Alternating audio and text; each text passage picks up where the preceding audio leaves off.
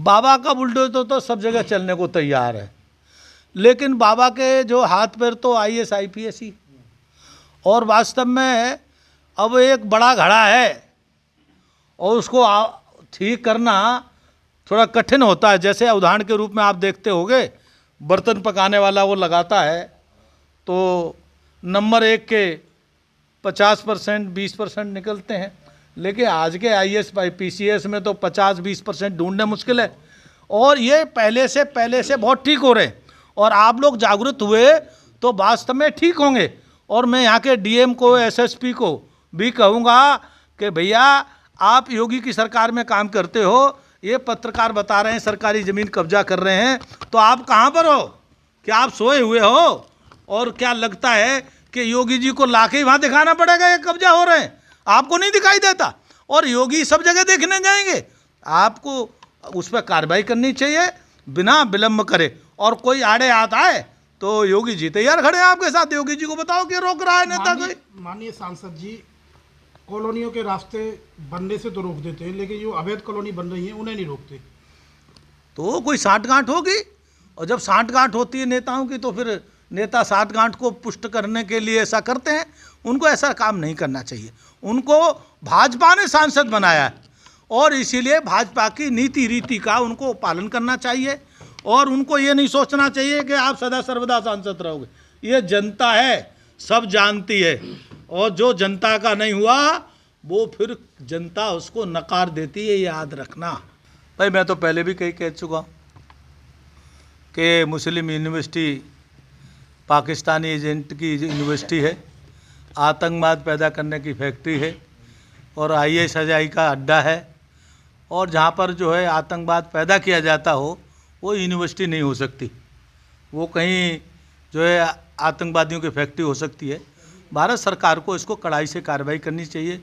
और उत्तर प्रदेश सरकार वैसे फेमस है बुलडोज़र के लिए, तो मैं तो ये कहूँगा इस यूनिवर्सिटी पे भी जल्दी बुलडोज़र चलाना चाहिए, ताकि जो उनकी बुलडोज़र बाबा की छवि है वो उनकी बनी रहे।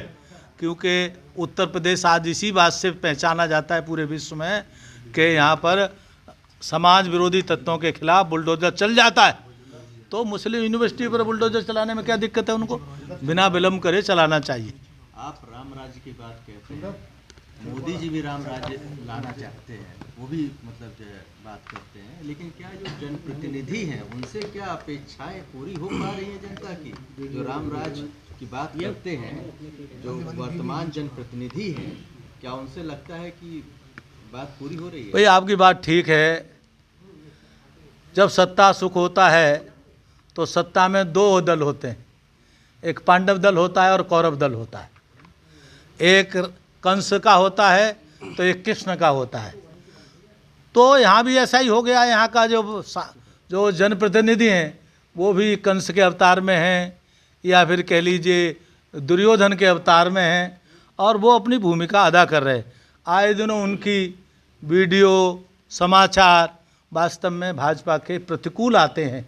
ये भाजपा के लिए बहुत दुखद है, और मैं ये कहूँगा ऐसे सांसद को बिना विलम्ब करे तत्काल बर्खास्त करके उदाहरण प्रस्तुत करना चाहिए। कौन सांसद? क्योंकि जो आपके ही वर्तमान सांसद हैं उन्हीं के खिलाफ तो आ रही हैं, वीडियो वायरल हो रही हैं आले दिन, उन्हीं पे आप प्रश्न पूछ रहे हैं। तो मैं तो सांसद कोई भी हो, किसी को भी अमर्यादित काम करने की छूट नहीं दी जा सकती, क्योंकि समाज का वो दर्पण होता है। क्योंकि समाज के दर्पण में जैसा चेहरा देखोगे वैसे ही दिखाई देगा ना। तो बल्कि उसका तो आदर्श समाज में सर्वश्रेष्ठ होना चाहिए, और उसका सबसे निकृष्ट आचरण हो रहा है, तो वास्तव में वो जनप्रतिनिधि के योग्य नहीं है। उस पर तत्काल कार्रवाई होनी चाहिए।